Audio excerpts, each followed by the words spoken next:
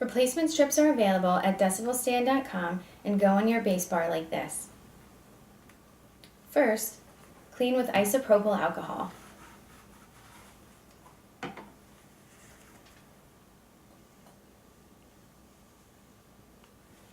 And let it dry. Then, place the longer tab to the left.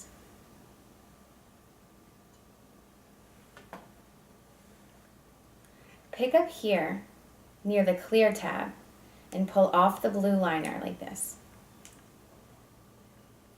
Place your first liner here.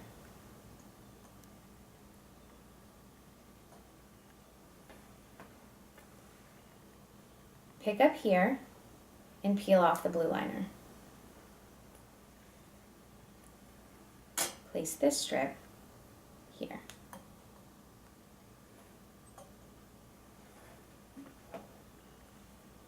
Pick up here near the clear tab and pull off the blue liner. Place this one here.